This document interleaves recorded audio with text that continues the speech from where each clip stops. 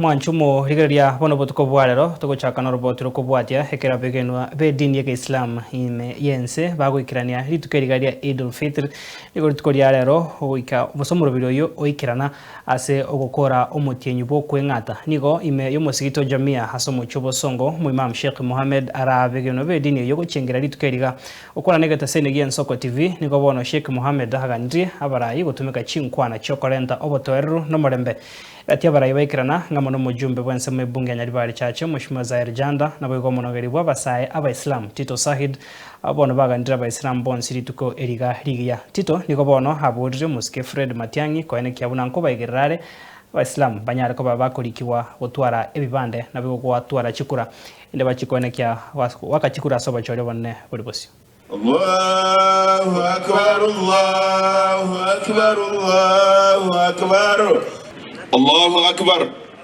الله أكبر الله أكبر الله أكبر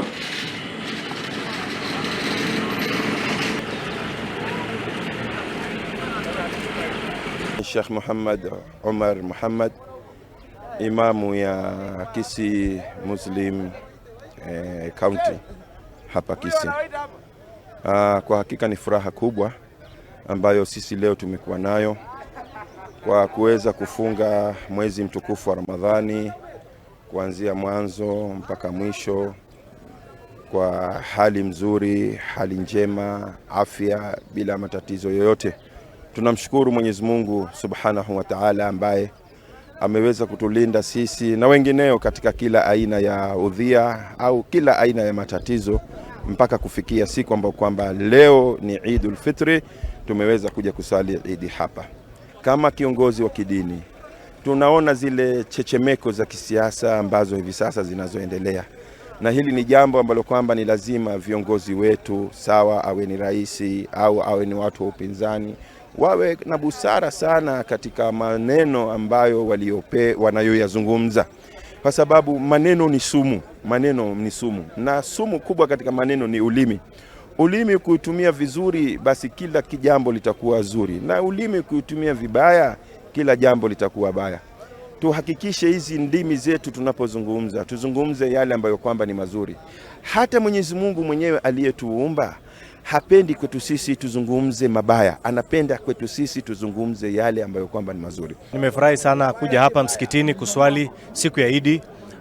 Kama mbunge wa eneo hili niko na furaha sana kwa sababu nimejumuika na Waislamu wenzangu kwa kusherekea siku kuu ya Eid. Umejua kwamba tumekuwa na mwezi mtukufu wa Ramadhani, tumemaliza vyema kabisa. Sasa tunasherekea siku ya Eid. Kwa hivyo asanteni sana na karibuni nyumbani kwa chakula.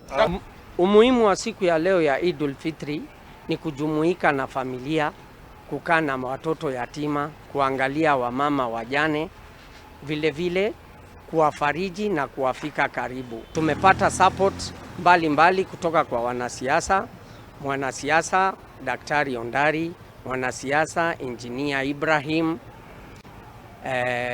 na wengine wote tunawashukuru.